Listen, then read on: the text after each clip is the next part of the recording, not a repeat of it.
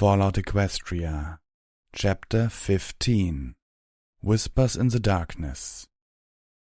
Psst, Pinkie Pie, are you asleep yet?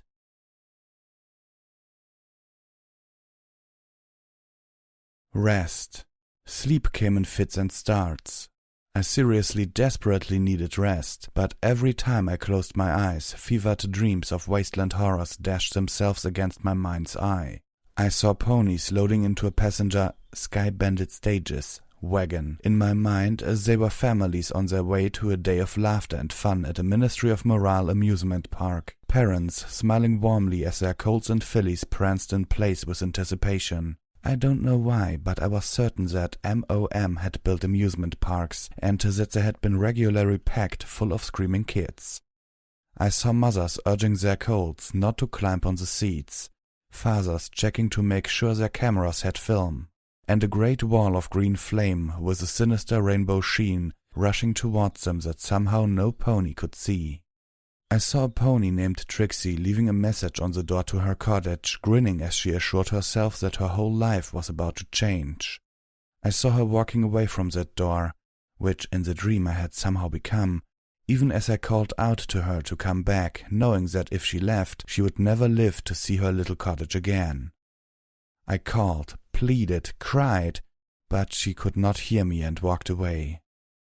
I saw ponies giving their loved ones the great news that they had been selected for a stable.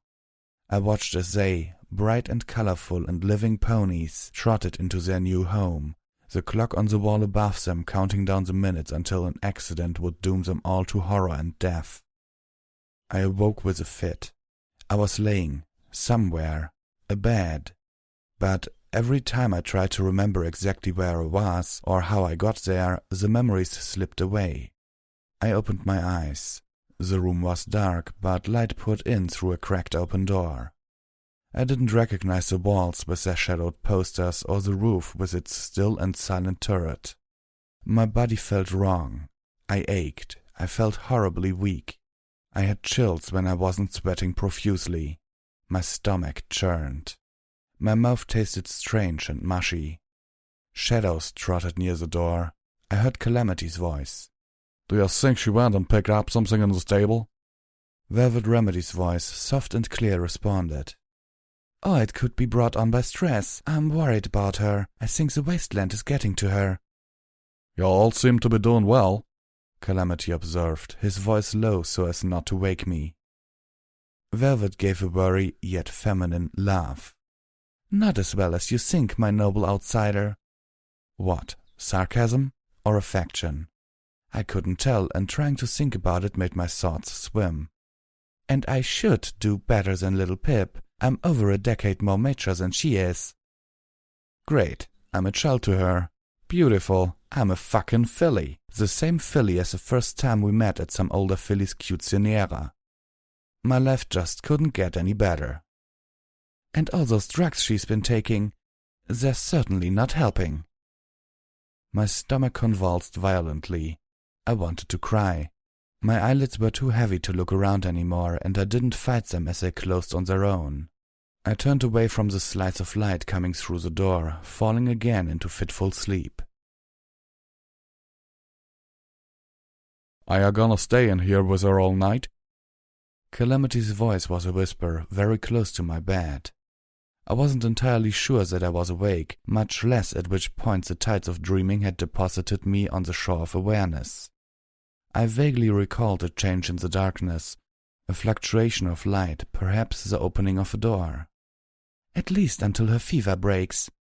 The whisper of Velvet Remedy's voice sounded from near my head. My ears twitched. "She's awake?"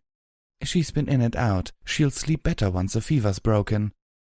Wonderful. My body felt alien to me. My mind was a horrible, shifting haze. I said a silent prayer to Celestia, begging her to take my sickness from me and cast it to the moon. "I'm more worried about you," Calamity said. "Not just 'cause you need to sleep too." "Celestia, do you hate me?" My sickness and misery was giving them time to bond. My mind started tormenting me with images of how they might be spending their time together now that I was effectively out of the picture. "Oh?" My fevered brain insisted that she sounded pleased as well as oddly condescending. Your shield spell ain't anywhere near as strong as them. Calamity paused. Alicorns, I guess we're calling them now. Was it disgust in Calamity's voice? No, not disgust, but something else. Something unpleasant, as if the word didn't taste good. Your point? If you're gonna be making a habit of using your body to shield other ponies, you'll need to start wearing armor, Calamity insisted. Yay, Calamity! I was going to tell her that too. Just never quite had the chance. My head was feeling heavy. Just listening seemed to take effort. My body was too hot, the blanket drenched in sweat, but my limbs were too heavy to move. Sleep was creeping up on me like a manticore ready to pounce, wanting to drag me off into nightmares again. Won't get me into anything worn by one of those nasty raiders, Velvet was saying. I realized I'd missed part of the conversation. Wouldn't want you to. Slave armor neither. Bad idea. Ask little Pip when she's up and about. Calamity whispered firmly. But when we get to 10 pony, we gotta buy you some proper darts for the equestrian wasteland. My despondency evaporated at those words. A strange sense of relief twisted by illness washed over me. Part of me, I realized, had been afraid that they would leave me. I felt doomed to wander until either I found my place in this hellish outside or I fixed it. At least as much as I could. I supposed I was searching for my virtue, as Watcher had suggested, like a filly trying to invoke her cutie mark. But Calamity and Velvet Remedy were not burdened by my quest, or my sense of being utterly lost. Why wouldn't they leave me to it on my own once they had found some place to stay? 10 Pony Tower, for instance. Why shouldn't they? To hear them speak of getting Velvet Remedy armor, something I firmly agreed with Calamity that she needed, even though I couldn't picture my elegant idol wearing anything other than classy dresses. To know they were planning for a future wandering the equestrian wasteland, presumably with me, filled my heart with assurance and hope. But despite the warmth of those feelings as I drifted back to sleep, my mind began to venture again down dark paths. I found myself wondering what, if anything, could have been done to save all the ponies of Stable 29. With exposure to the surface fatal and their water talisman dying, all I could see was hundreds of ponies trapped in a sarcophagus under the ground, already buried, waiting to die. They did not, my mind insisted, need to die with such violence and horror.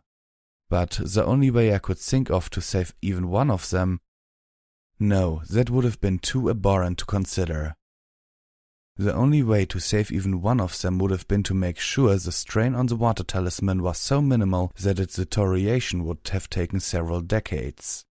Something that could have only been done if, instead of initially reducing the population by that minimal 0.02%, I cringed away from myself, revolted that I could even think such a thing.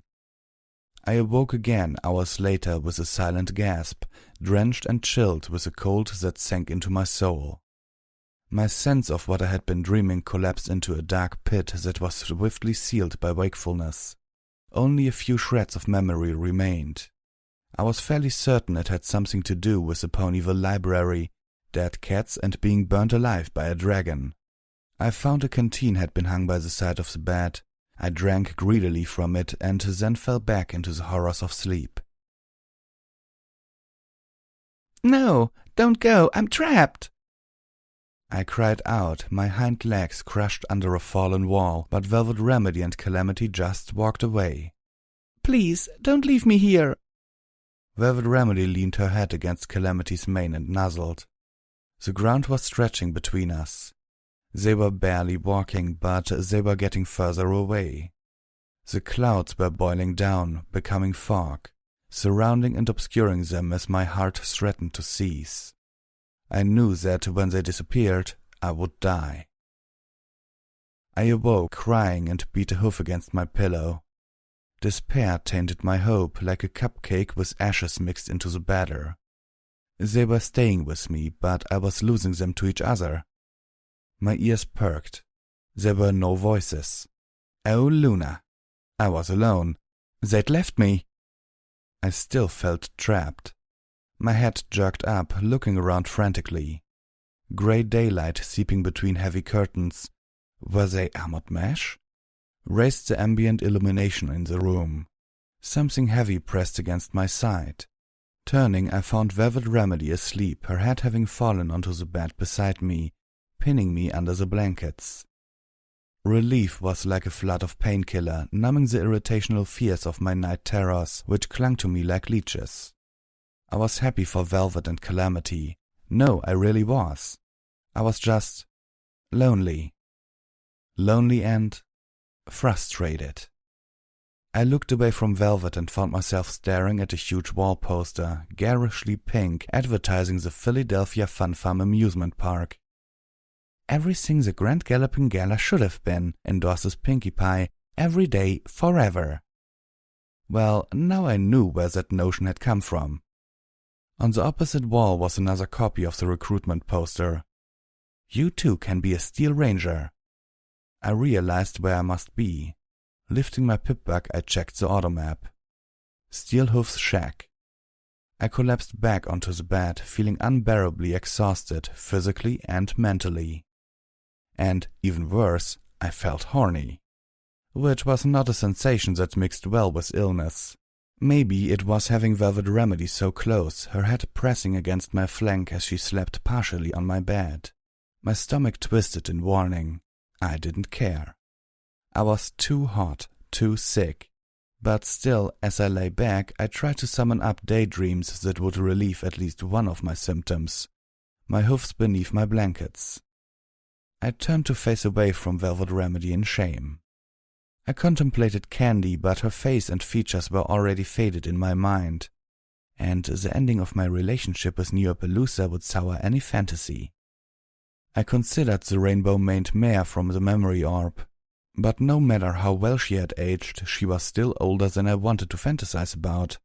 And even if I pictured her younger, the link between her and Calamity would just make it weird.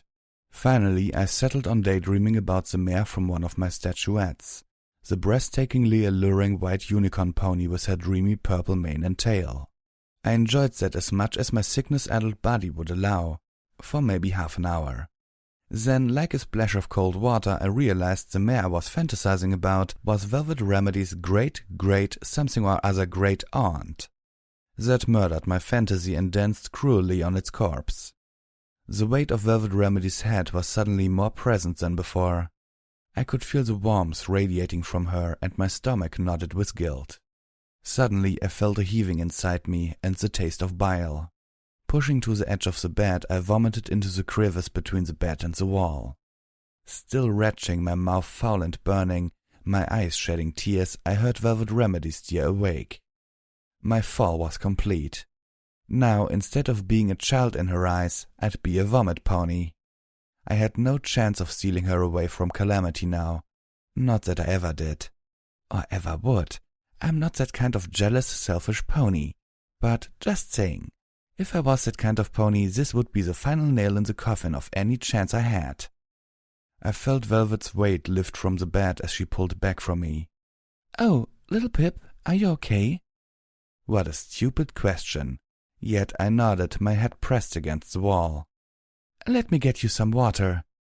I waited for her to go, crying just a little against the wall, my coat matted in sweat, my head burning against the wall. "Goddess, I'm pathetic." Velvet Remedy returned to give me water, to clean the wall and floor of my vomit, to bathe me and replace the sheets on my bed. I was in no state to enjoy any of it. But I could probably marvel that she took the time on some pony like me. My fever finally broke sometime that evening, and I finally slipped into a restorative, dreamless sleep. I awoke feeling like I hadn't felt in days. Sane. My body was weak but not feeble, and I was warm and thankfully rested. My mouth tasted pasty, but my stomach was settled, and I found I was quite thirsty. I rolled over in the bed, wondering how long I had been half delirious, and spotted Velvet Remedy curled up on the floor fast asleep. My heart went out to her, recognizing how much I owed the older unicorn.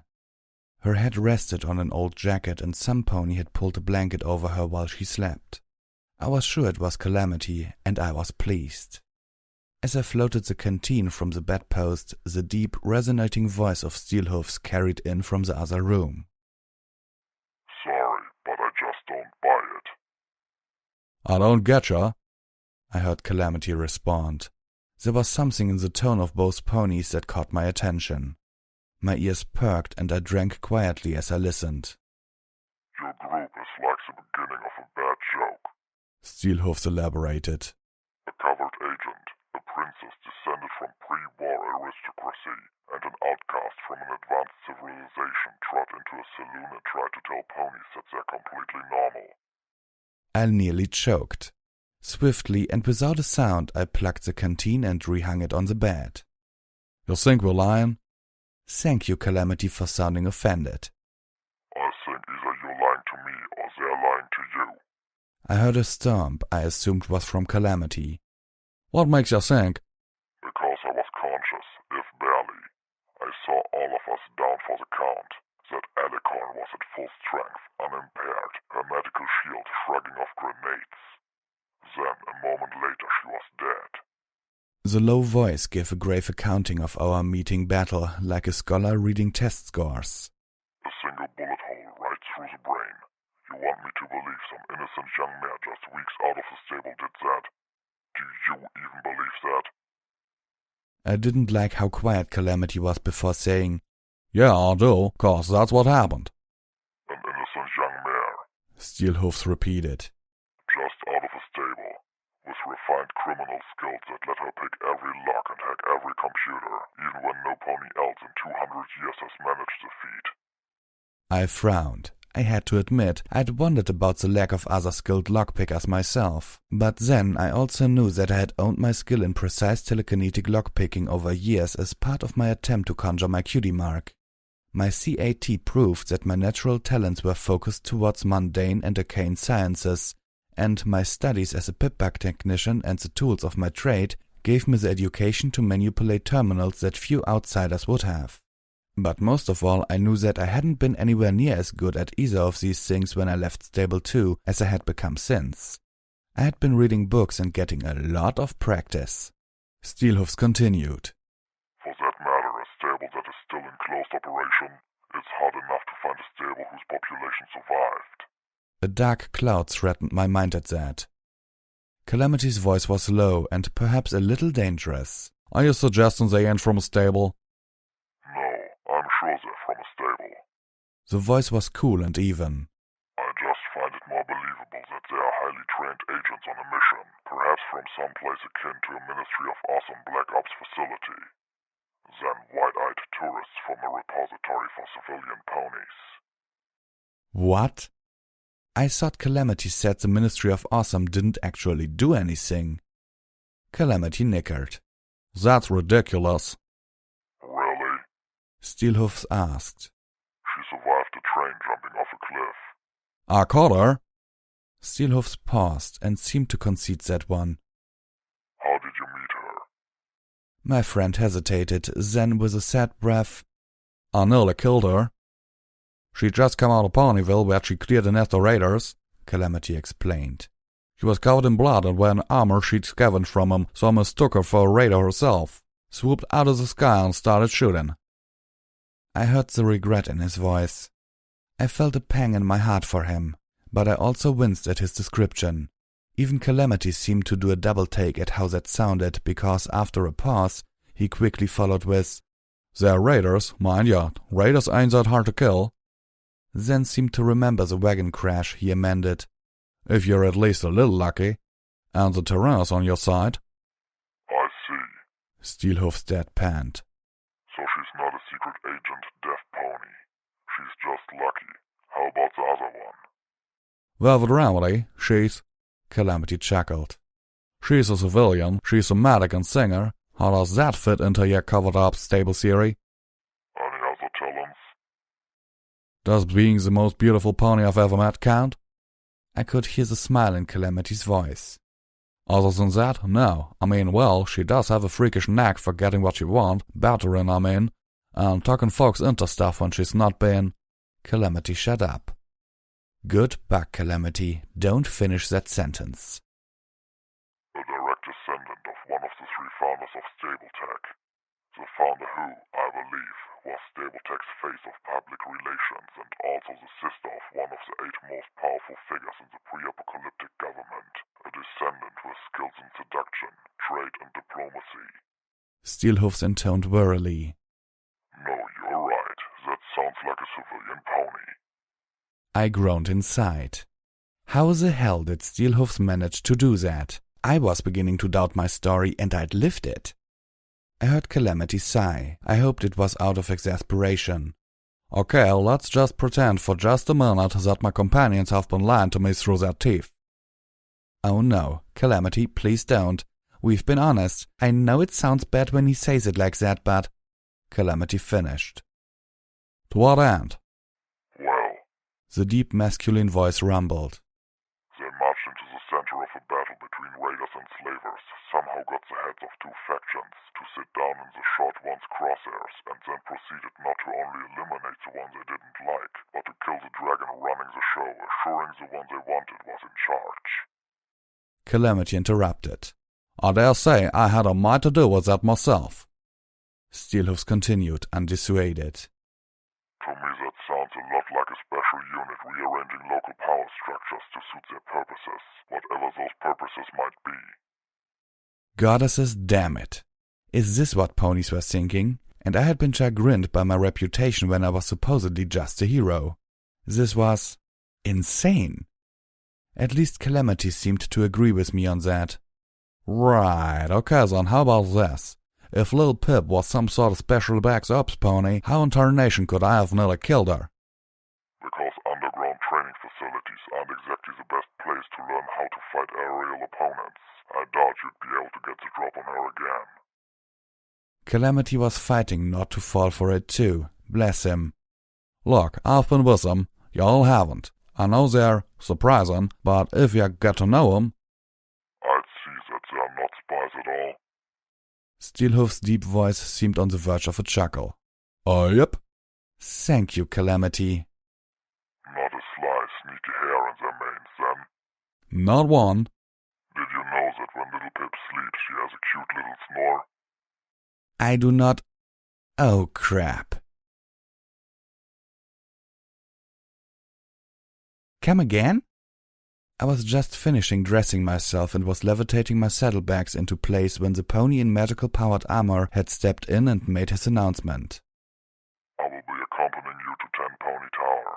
After risking yourselves to save my life, escorting you safely to your destination is the least I can do. I wasn't sure how I felt about that. Steelhoofs, however, put his hoofs down. I insist. I frowned, looking about the room while I thought. The shack had 3 rooms, the bedroom, the main room, and a workroom in the back. Upon seeing the whole of it, I realized that Steelhoofs had given me his own bed to sleep upon, and that every pony had slept on the floors, save for me. It made me feel grateful and guilty. This was not the bedroom I had spent the last several days sick in, but the main room of the shack, featuring a dinner table, rows of metal lockers, a desk with a glowing terminal, and a few scattered trophies as decorations.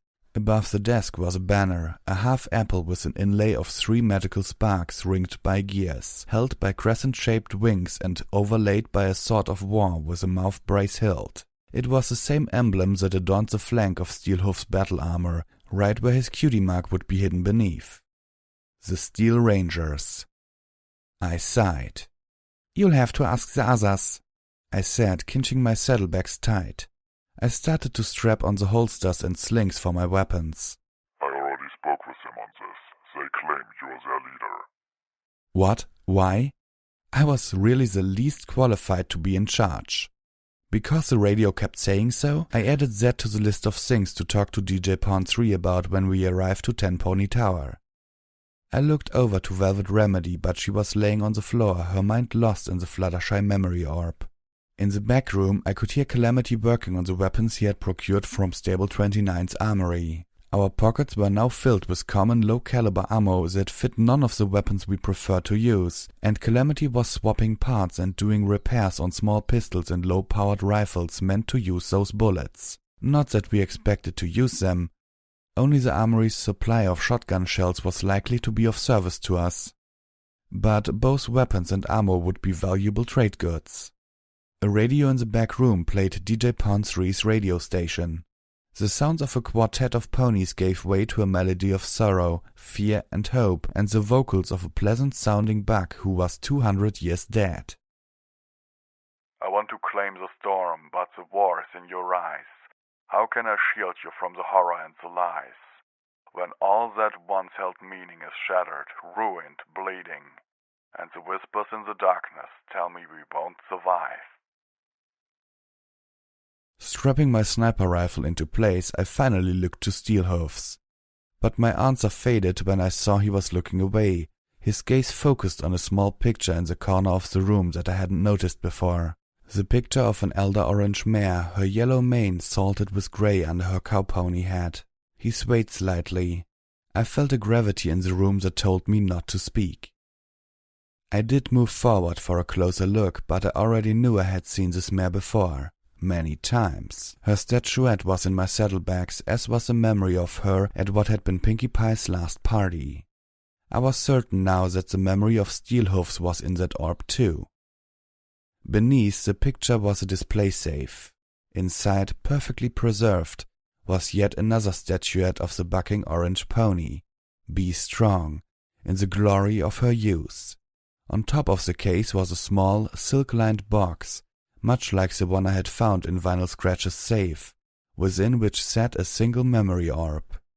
Steelhoofs only steered again when the song ended, the last refrain echoing into nothingness. "You knew her, didn't you?" I asked softly, gently. Steelhoofs turned towards me. How could I have? She died 2 centuries ago. I gazed at him, not judging, just knowing. He stood rigid against the gaze for several minutes, until finally I looked away. DJ Ponsree's voice erupted from the back room. Got your ears up, faithful listeners, 'cause I've been talking and some of you ain't been listening. For years now I've been reminding you that ghouls and zombies ain't the same thing. Ghouls are ponies who have had the misfortune of soaking up a major dose of medical radiation and not dying. That stuff twists and rots their bodies, but unlike zombies, their minds are still like those of any other pony, and they deserve to be treated as such. Well, some of you ponies up in Ten Pony Tower didn't get the message. And when Sheriff Rottingtail kept pressing for him and his ghouls to be allowed inside just 'cause they were sick of being hunted by manticores and slaughtered by bloodwings, Chief Grimstar, the head of Ten Pony Tower security, responded by hiring a bunch of mercenaries to scour the tenements along the Celestia line and wipe them all out. In an interview, when asked how he managed to be such a supreme douchebag, Chief Grimstar had this to say. Another voice, gruff and irritated, came through the radio's speakers. "Fuck off. I did what was right by those I swore to protect." DJ Ponsree's voice returned. "Just warms the heart to know that there are ponies steadfastly defending prejudice and bigotry, isn't it? Thank you, Chief Grimstar, and may Celestia bless you with a kiss from the sun." The last certainly sounded like it was said through gritted teeth. I shook my head.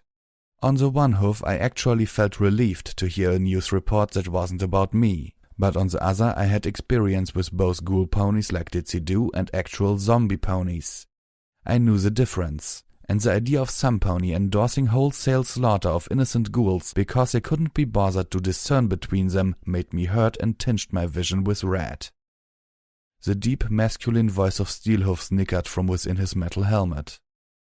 Not a fan of ghoul supporters, I take it. I looked at him in confusion that bordered on several darker emotions.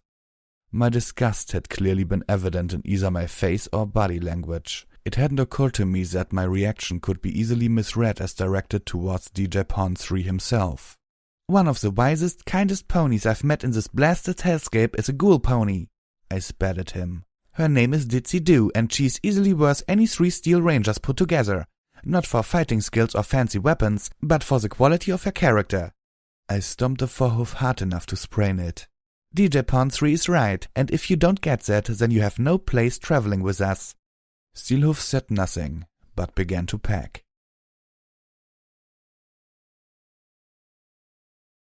I gazed at the leftover parts strewn across the workbench in Calamity's wake. Now that I had all the parts to build my poisoned dart gun, I should use this opportunity to put it together. Invoking my single magical ability, I started to clear away a space while simultaneously pulling out the schematics out of my saddlebags. Morning, little Pip. Calamity trotted into the room. Good to see you back on your hoofs. I smiled, a little thinly, giving him a nod. The conversation from the night before still cast its shadow in my mind. I knew what Calamity and the Steel Ranger had talked about and just how convincingly Steelhoofs had woven doubts. Calamity knew I'd been eavesdropping, but neither of us had said anything. Looks like we got ourselves a new traveling companion, at least for a little while. Calamity said conversationally. What you think of him? I shrugged. I still wasn't sure what to make of the Steel Ranger. I'd seen the shadows of both good and bad in him, but it was too soon to do anything more than to hop, skip, and jump to conclusions. From Calamity's cautious tone, I could tell he was having doubts about Steelhoofs. I'll admit, we could use the firepower, he offered graciously. Be damned useful having an explosive ordnance specialist like that in the saddle if we run into any more of them alicorns. I nodded, having begun to worry about the next time we encountered those creatures. If my suspicions were right... On the other hoof, Calamity started to say, then stopped as if questioning whether his opinion was worth voicing. I turned to look at him and lifted a hoof in a wave for him to go on. Well, let's just say the Steel Rangers ain't exactly got a reputation as champions of the common pony. Ah yes, reputations. The night's conversation loomed in my mind again. My eyes looked over Calamity, taking in the distance between us. I wondered if the gap was more than just physical. My memories pulled back the sheets of an almost forgotten dream of being trapped under a wall and watching my friends just walk away. Hey, little Pip, are you okay? Clearly, I bore my worries like my cutie mark. I snorted at the dark humor of it. Some secret spy I'd be. Calamity clopped up next to me and put a hoof gently over my back. Now don't you worry. Nothing said by that lot is gonna sow seeds of distrust between us. I looked up at him, wide-eyed. He smiled. I've seen your heart, little Pip. Y'all genuinely want to help folks and you put your own life at risk to do so, even when some of them don't deserve it. I ain't gonna start questioning what I know about ya just 'cause some pony who don't know what he's yapping about can get it twisted all up. I could feel tears gathering in my eyes. I tossed my forelegs around the big, rust-colored pony and hugged him for all I was worth. You can look into it if you want. It was the first thing Steelhoofs had said to me since my outburst over an hour ago. Velvet Remedy was in the room looking over our provisions. Calamity was refilling our canteens from Steelhoof's water purifier. I had finished my packing and had been staring aimlessly. My curious gaze had eventually fallen on the memory orb sitting enthroned under the picture of Applejack, mayor of the Ministry of... I realized I didn't really know which Ministry of Luna's government Applejack had been in charge of. I just had enough clues to make a few educated guesses. Go ahead. Steelhoofs encouraged. It hasn't been viewed in a long, long time. Some pony else should remember. I regarded first the Steel Ranger, then the orb. I had to wonder why any pony other than a unicorn would be keeping one, since only unicorns could access the memory stored within. It made no sense, I realized, unless that pony was keeping it so that it could be shared. Or safekeeping it, but even safekeeping it was just the same as throwing it away if no pony ever witnessed what was kept inside. I nodded, respectful of what I was being offered, then leaned forward, pointing my horn towards the sphere and touching it with my magic. My world fell away. I was harnessed to something. We were standing off stage, concealed in darkness by a heavy curtain.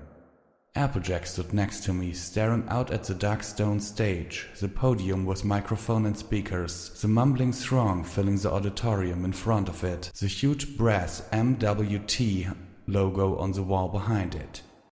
I, or at least the pony whose memory I was riding, only had eyes for her. She was nervous and not to mention uncomfortable in her formal business dress. I can't do this. I felt myself speak, heard the words coming from my mouth. You'll be fine. The voice was deep and strong, like steel hoofs, but not nearly so gravely. They hate me. Half of them already been settled, so of course I started putting all my hoofs into ministries stated or just letting them do what they wanted, but bringing in Twanet's ponies. From her tone, that had apparently not gone over well at all. I wrapped the foreleg around her neck, allowing me to glimpse the apple-green color of my coat, and nuzzled her gently, a sensation that I found quite pleasant.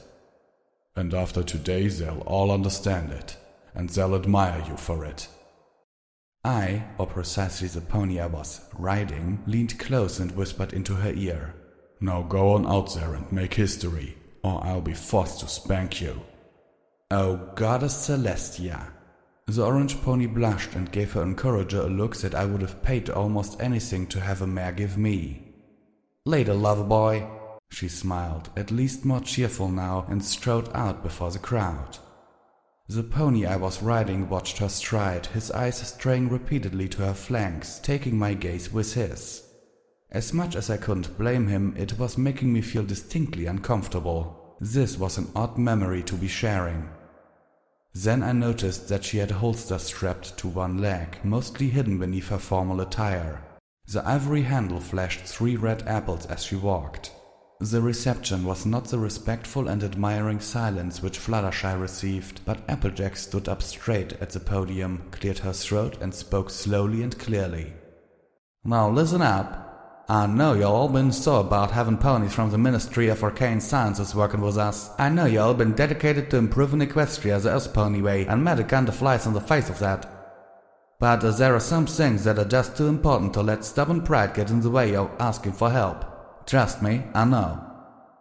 And I want you all to know how proud I am to be standing here today, able to finally show you the fruits of your efforts. Most of you don't know what you've been working on. It was important to keep things... The next word did not seem to come naturally to her. Compartmentalized, to keep this project out of the zebra hoofs. What y'all have accomplished in just 1 year ain't been a bunch of us pony do more good work in less time than when we built Appaloosa. Until this point, her words were undercut by resentful rumbles of whispered opinion. Now her voice dropped into a tone both somber and deadly serious. The ponies in the audience began to hush, not for her, but out of reverence for what she spoke of. When I was young, my big brother Big Macintosh was always there for me. He was my closest kin, and he never let me down. And when Equestria needed him, he didn't let us down either. He served heroically in our army, fighting for our way of life for 3 years, and then, when we needed him the most, he made the ultimate sacrifice. When that zebra bullet punched through my brother's armor and pierced his heart, it broke my heart too. I could see Applejack's eyes start to tear. Her voice trembled, but she pressed on. The room was now dead silent except for her. 1 year ago, we buried my brother Big Macintosh, and that day I swore an oath that no other pony would die needlessly in battle. They're risking their lives out there for us. We owe them better. And now, starting today, we give them better. My memory escort started walking onto the stage. I felt the ropes trailing from me lift and pull taut, the harness digging into my flesh. I felt the resistance and heard the wheels of the wagon I was pulling beginning to move. Ponies of the Ministry of Technology, I give to y'all the Steel Ranger.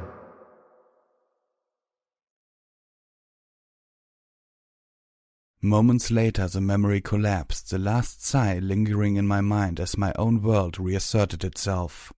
A glance back at the display wagon and the magical power armor it was carrying, I looked to Steelhoofs, sensing I now understood him far more than I had moments ago. The light grey of the clouds had descended, shrouding the landscape in fog. All around us the rubble of blast-flattened and age-demolished buildings created shadows and obstacles. I regularly had to check my EFS compass to make sure we were still headed in the right direction. Even Calamity was grounded to avoid losing us. We were entering the outskirts of Manhattan now. I felt a pang of disappointment that I couldn't properly see the city. Calamity and Velvet Remedy had taken the lead. My frequent attention to my eyes' forward sparkle was as much to spot hostile creatures as to navigate. Another red spot flared up in front of us and just off to the left. "Calamity, 7 o'clock." Calamity nodded and crouched down, sneaking forward. The fog wrapped around him, concealing him from my vision, but my EFS compass marked his position. Velvet hung back a little, but kept him locked in her side, her horn glowing faintly as she prepared to throw a shield around the orange-maned Pegasus in the black desperado hat. A moment later, a single twin shot rang out. Calamity returned. "Giant red hawk." One of the mutated pig-like creatures I had encountered under the train bridge. "I do hope you're not planning to cook and eat that," Velvet Remedy intoned despairingly. "I can't imagine all the meat you've been eating did you any good over the last few days." I shot her a look she probably couldn't see and said nothing. "You see, now that's why you all are a vegetarian," Calamity laughed. "I ain't never had bacon. Trust me, if ponies were meant to only eat fruits, oats, and grasses, then the existence of bacon would be the proof in the pie that the world was just cruel and evil." Oh great, now I had to try eating red hawk. A few moments later we had a cookfire started and Calamity was explaining to me just which parts of a red hawk were the most delicious. Velvet Remedy had chosen to join Steelhoofs in ignoring the two of us. Her silky voice sliced through the air as she told Steelhoofs, "Now, if we get into a battle, I do hope you have the good sense to let Calamity and Little Pip handle it. No offense, I really am thankful for you coming to our rescue, but I came closer to dying from all your explosions than from the alicorns." I hadn't thought of it that way, but Velvet Remedy had a strong point. Steelhoof's weapons were all extremely excessive. And while that was very good for fighting manticores or alicorns at a good distance, it could be lethal to every pony in close quarters or enclosed spaces. I'd have to convince Steelhoofs to keep himself in reserve until he was needed. I wasn't sure how that would go over with the Steel Ranger. Traveling with others and having to take precautions to keep his own companions alive was not, I suspected, something Steelhoofs had been required to deal with for a long time.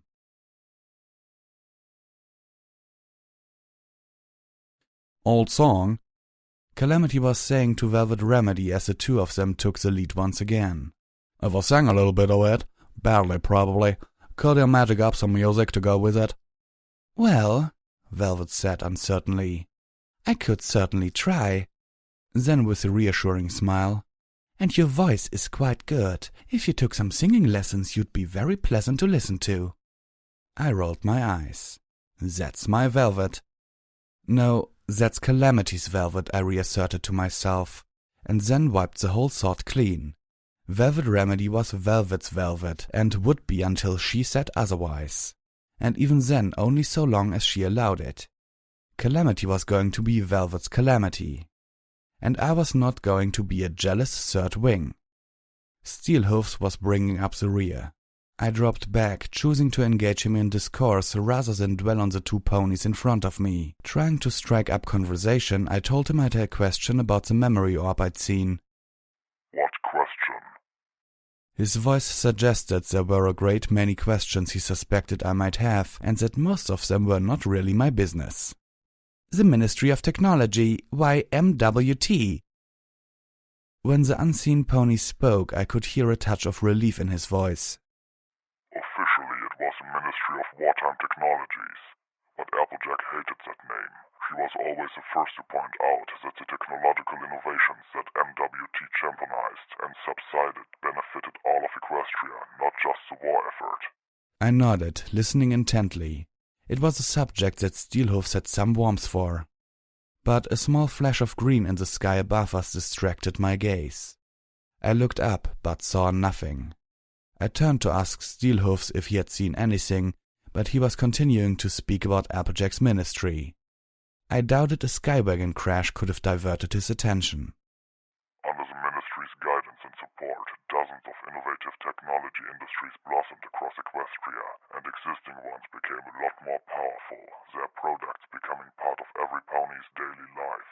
Companies like Ironshot, 4 Stars, Equestrian Robotics, and even Stable Tech." He turned his helmet gaze down towards my pip-bug. So why use a name focused on war? It should have been the Ministry of Technology. I heard music, not Velvet Remedy or Calamity, patriotic gala music whispering out of the mist. I stopped, turning in place until the little blip of light appeared on my compass. "Everyone, please hold up. I want to check something." Alone? Steelhoofs questioned. "Yes," I nodded. "It's okay. I'll be right back."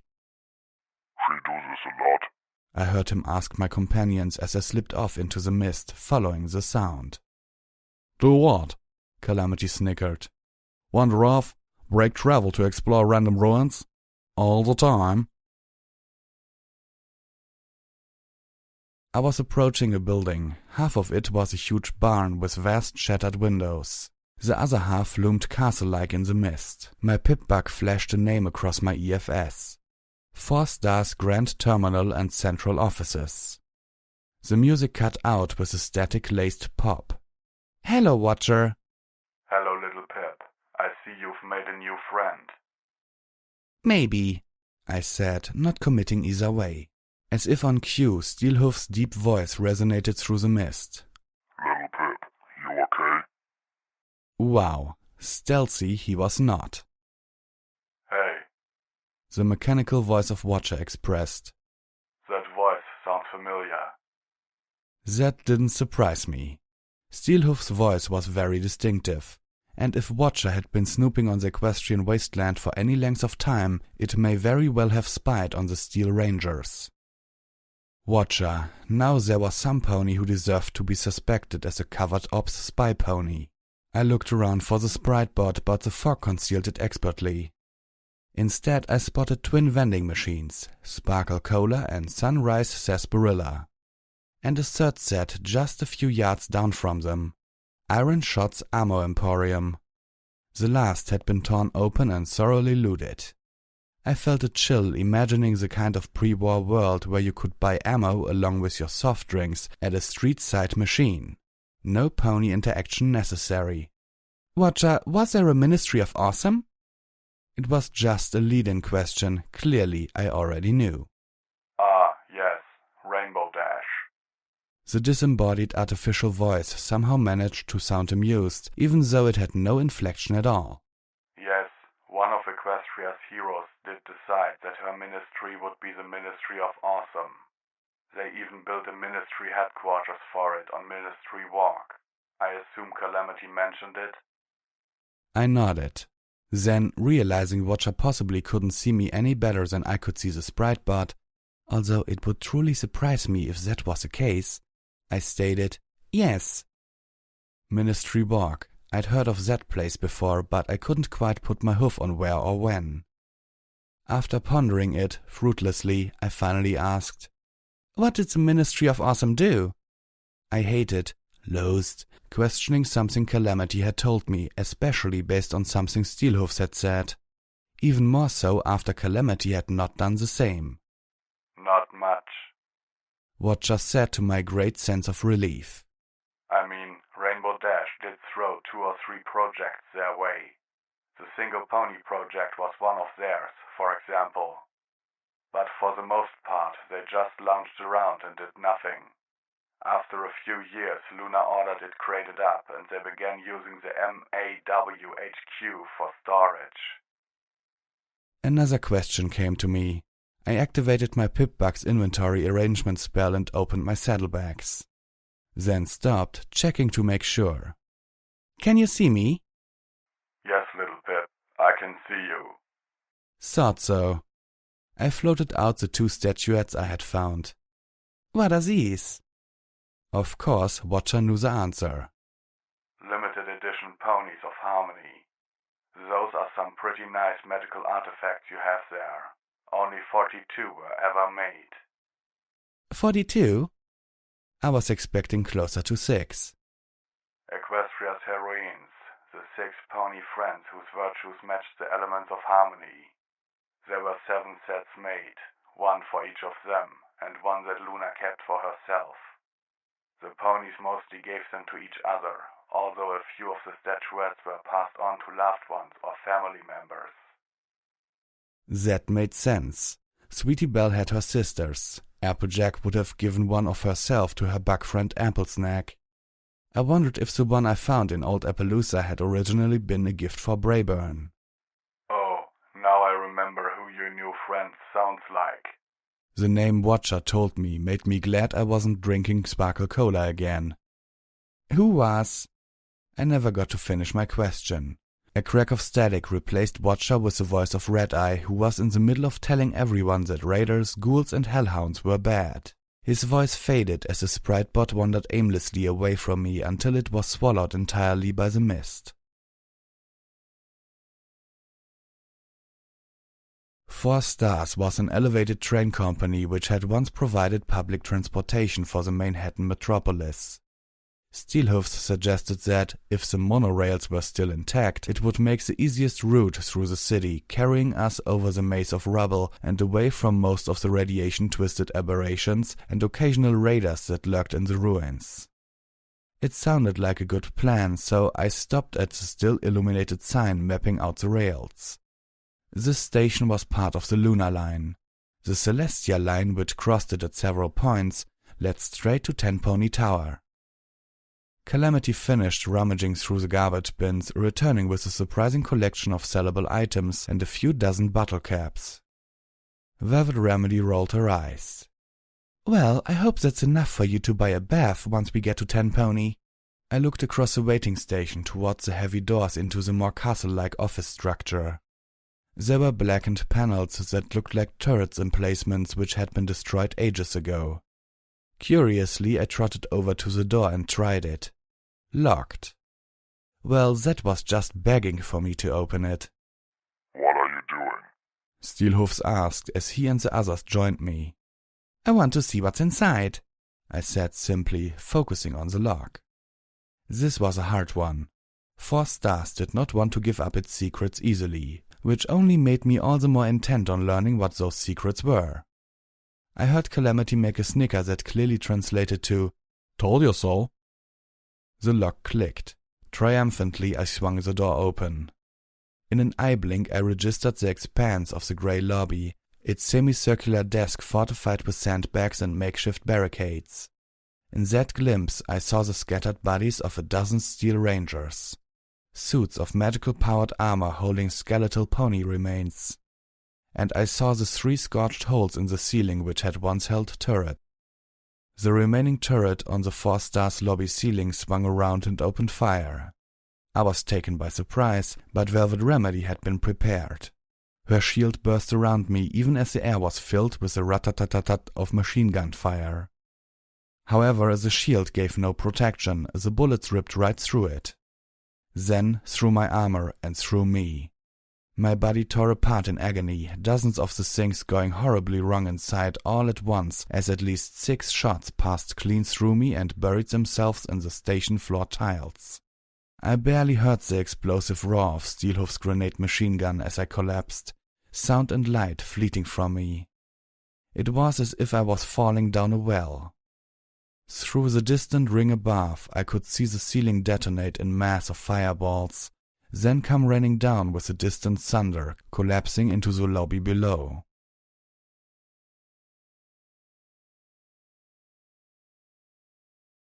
I returned to the wasteland of the living, alert and in pain.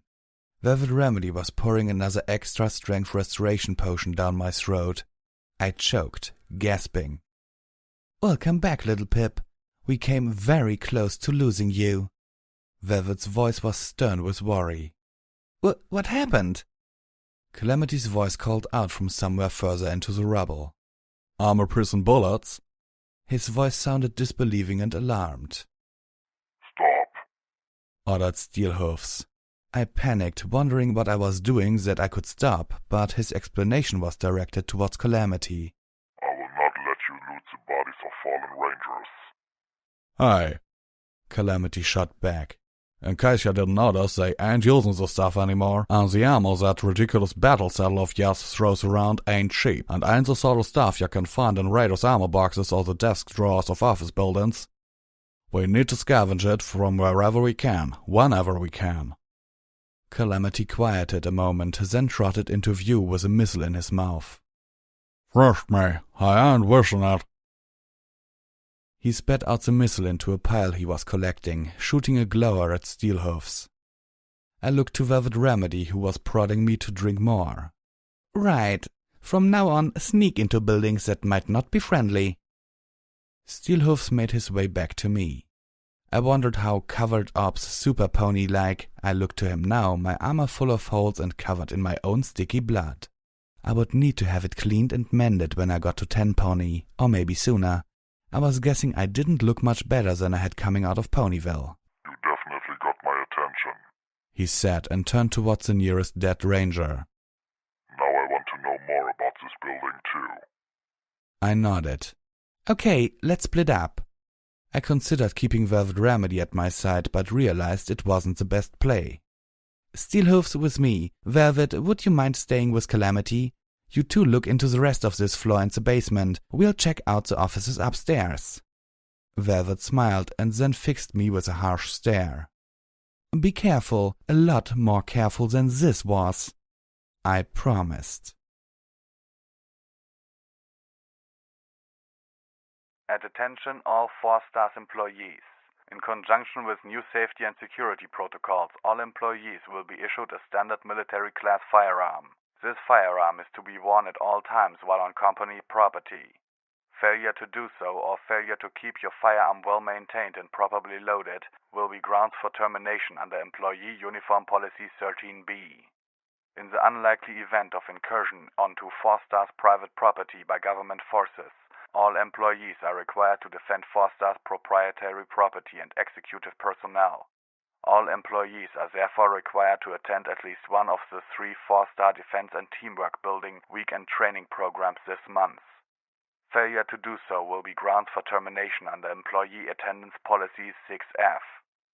Daisy May will be providing some of her lovely home-baked flour cookies for refreshments after the FSDTB exercises. Yum! I'd read that same message before. It was on each terminal I'd hacked into. It didn't make any more sense to me now than the first time. I looked over to Steelhoofs, checking to make sure everything was alright before I clicked the next one. I figured now was as good a time as any to ask. Steelhoofs, have you ever heard of someone named Flutterguy? Steelhoofs whinnied. Why do you ask? Oh, I heard some ponies say your voice sounded like Flutterguy. Steelhoofs gave a little stomp. Heard that before. My ears perked.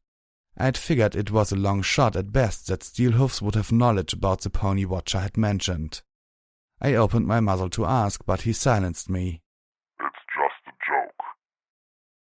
Oh, so much for insight. I turned back to the terminal messages. Evacuation Policy Employee Version. We here at 4-stars value our commitment to the company. In the extremely unlikely event of a federal raid, or worse, a megaspell attack, it is every employee's duty to bodyguard key personnel and ensure the safe evacuation of all employees in the following order. 1.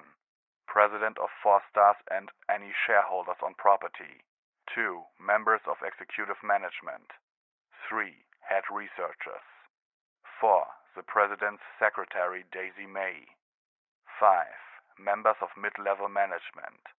6. Research assistants with red, black, or gold level clearance. 7. Research assistants with orange or white level clearance. 8. Floor supervisors. Once all the above have been safely evacuated from the property, we encourage you to seek your own safety. To ensure your protection, we are issuing military-class armor-piercing ammo to all employees above supervisor level. I sat back from the terminal and promised myself that if I ever was somehow held back in time, I would never go to work here. There was a surprising amount of still functional Arcano technology in this building, or at least there had been. Steelhoofs was not subtle, and every time he took out one of the security brain bots or spider-like guard bots, he did massive damage to everything nearby. Scavenging had been reduced to finding things inside metal desks or looting boxes of ammo. Fortunately, there were quite a few of each. Nobody had safely broken into this place in centuries, and the sheer number of ammo boxes alone could have supported a small army. Calamity had been right. Not one of the boxes included missiles or grenades ammo. But we had enough of just about everything else, including a lot more armor-piercing rounds, to last a good long time. With extra to sell. The prevalence of armor-piercing ammo had Steelhoofs convinced this place had been fortifying specifically against the Steel Rangers. There was more, and this one seemed a private message not duplicated on any other terminal. R.E. Satan. I hear that the Ministry of Morale got her. Charges of sedition. MOM agents broke into her house in the middle of the night last weekend and hauled her away. Management is throwing fits on the floor above me. They seem sure Satan will say something, or worse, remember something. All I know is I'm expecting armored ministry goons to bug in the doors any day now. Fuck these Appleseed shooters. I'm going to start bringing my gun from home. Steelhoofs turned away, protecting my flank as I snuck forward. I split my attention between the hall and my EFS compass as I scouted ahead, checking rooms, digging into desks, and looking through bookshelves, until another splash of red lit up on my compass. Backtracking, I pointed Steelhoofs in the direction of the next hostile, then lingered back in the side room, not wanting to be caught in the backwash that accompanied any attack he made in a narrow hallway. A robotic voice called out, This is private property, federal pigs. Surrender and be annihilated. It was immediately followed by the whoosh of a rocket. The hallway erupted in flame. To my surprise, I heard Steelhoofs hit the floor. Lunar shitting moon rocks. That was from the security robot. What kind of robot fires missiles? I pulled out my sniper rifle, loading armor-piercing bullets into it. Then, crouching low, I took a peek around the corner. The robot took up most of the hall and looked like the mutant child of a Steel Ranger and a tank. Its 4 legs ended in threaded balls that propelled it slowly down the corridor. I counted at least 3 weapons, including a missile launcher turret and a minigun, set into a swiveling chest mount that could rotate 180 degrees around the robot's frame. My mind searched for an appropriate level of profanity but came up blank as a newborn's flank. The thing was rolling towards Steelhoofs, who was moving but down. The chest minigun swung towards the fallen ranger. I was quite certain that it had armor-piercing ammo of its own. Leaping around the corner, I swung the sniper rifle and stared down its scope. That minigun stopped pointing towards Steelhoofs and began to turn towards me as I slid into SATS targeting Nirvana. The sniper rifle roared off 3 shots in quick succession. The first 2 bullets punched small holes in the head of the tank-like sentinel, seeming to only slightly impair its targeting. The sentinel's minigun tore up the wall, a single bullet tearing into my armor for a deeply grazing hit across my left flank. My third shot struck into the missile turret, which promptly exploded.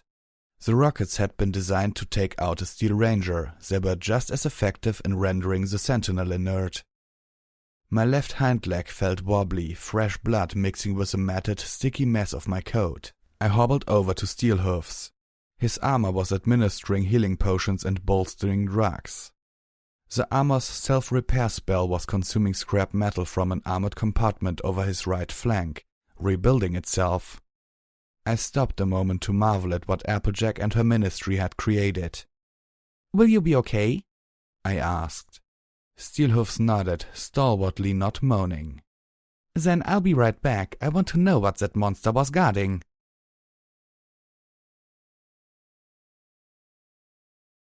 The Sentinel robot had been guarding the office suite of the President of 4 Stars. The desk was armored, designed for use as a barricade, and there was a hidden panel in the wall. Well, it would have been hidden if it had been closed. The desk was locked. Picking it cost me a bobby pin and netted me with what looked like a security pass card. I nickered at the irony, suspecting the card would have let us freely pass by all the robotic security we had to fight through to get here. Several locked boxes of ammo were hidden under the desk. As I opened the first, I found half a dozen Matrix disruption grenades.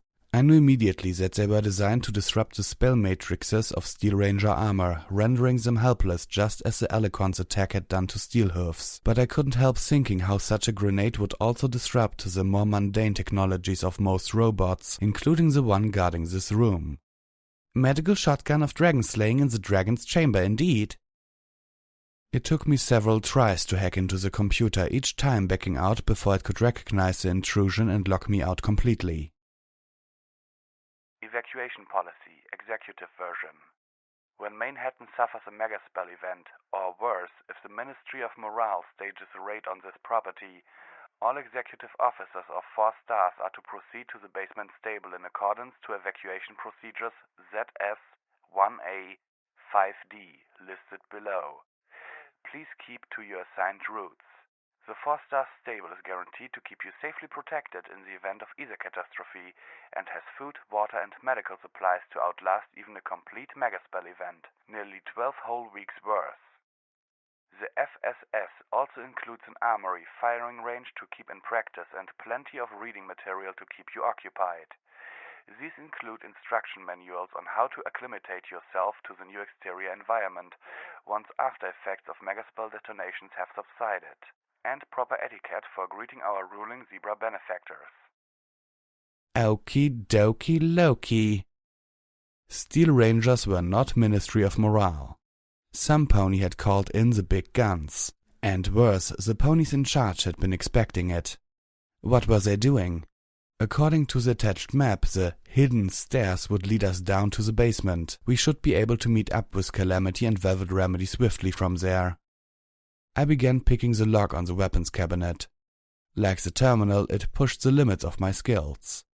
I was tempted to use one of my party time Mindalls to give me that extra edge. But just before I gave up and did so, the cabinet opened. Inside was an armored dress unlike any I'd seen before, red and black with golden trim perfectly preserved. I pulled it out and draped it over my back, thinking Velvet Remedy would look stunning in it. The armor also came with a helmet, but I was tempted to leave it. The flourish of red feathers almost screamed, "Target!" Also inside were several assault carbines of a particularly and impressive design. One of them was scoped and fitted with a silencer. It had a custom wood-carved handle, stained with stripes of white and black. "Been waiting for you, little pup." Calamity smiled at me as I joined him in the basement. He and Velvet Remedy stood before a door sealed with a terminal.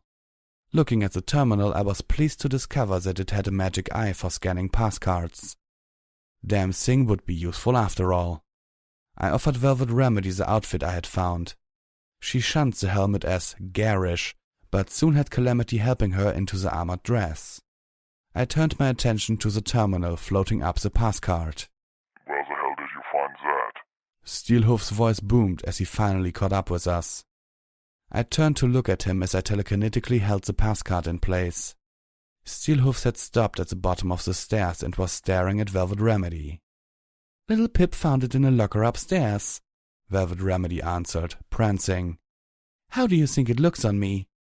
"Beautiful," answered Calamity with a breath. "The red and gold matches the streaks in your mane and tail." Then, with a sheepish grin, "And I've never seen anything like it, which means no pony will mistake you for a raider or a slaver and accidentally shoot you." The terminal's magical eye looked over the passcard and bleeped happily. "Welcome, Mrs. President." Inner mechanics began to hiss and grind as the door began to open. This wasn't anything as sophisticated as a stable tech door, but it was certainly a few grades above anything I'd seen in the wasteland. I might shoot her. Steelhoofs grumbled. We all shot him perplexed and nasty looks. That, he explained, is a Zebra Legionnaire's uniform. Calamity whistled. Velvet Remedy suddenly looked uncomfortable. I turned away, choosing to look instead into the darkness of the open mini-stable in front of me. Gleaming in the darkness, the eyes of at least a dozen zombie ponies stared back at me. Then I did a double take. Zombies, yes, but not ponies.